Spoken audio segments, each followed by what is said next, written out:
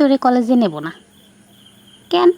সরকারি কলেজ সবাই যেতে পারে, মাইকেল মধুসূদন দত্তের কলেজ বলে কথা। তার বাড়ি ঘুরে আইসি, আর কলেজটা পুরো ঘুরবো না?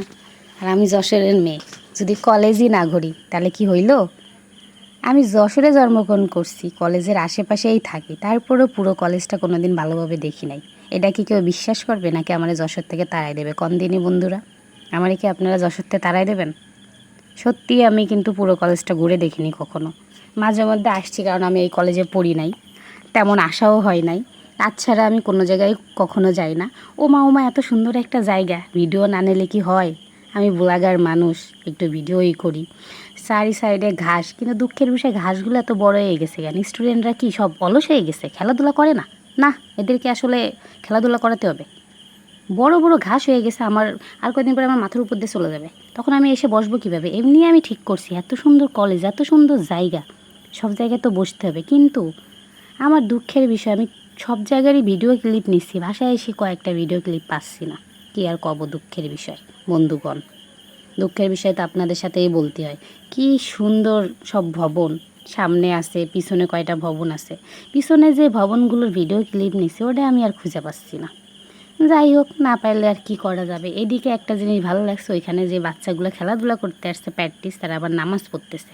মাশাল্লাহ, তাদের জন্য দোয়া করি যে তারা নামাজ পড়তেছে। কি সুন্দর একটা দৃশ্য, মনটা একদম জুড়াই গেল, মনটা একদম জুড়াই গেল। আমি আবার তাকায় তাকায় ভাবতেছি, ওই তিনটে উপরে কি করতেছে, ওই তিনটে যে উপরে কি করতেছে, আমি তাকায় তাকায় ভাবতেছি, আর ভাবতেছি এরা কারা, এরা কি?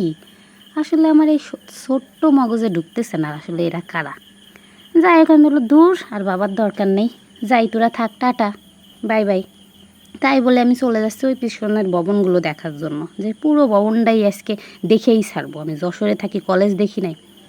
তো যাই হোক, এই সাইডে একটা পুকুর ছিল, বললাম না ভিডিও ক্লিপ কেটে ফেলছি। তারপর সামনে আরেকটা পুকুর, ওখানে আমি যে একটু ঝালমুড়ি অর্ডার দিছি, আবার ভিডিও করতেছি। পিছন সাইডে আবার সবাই গোসল করতেছে, ওই সাইডে আন্টিরা গল্প করতেছে। মানে সে কি মনোরম দৃশ্য, দেখে একদম পরাণ হৃদয়টা একদম শীতল হয়ে যাচ্ছে। এদিকে কাপল, ওদিকে স্টুডেন্ট, ওদিকে ঝালমুড়ি, মানে সবাই আছে এখানে, সবাই, কোনো কিছুর কম নাই। পুকুর আছে ওই সাইডে, ওই সাইডে একটা পদ্ম পুকুর আছে, মানে 2-3টা পদ্ম ফুল ফুটছে, লাল শাপলা।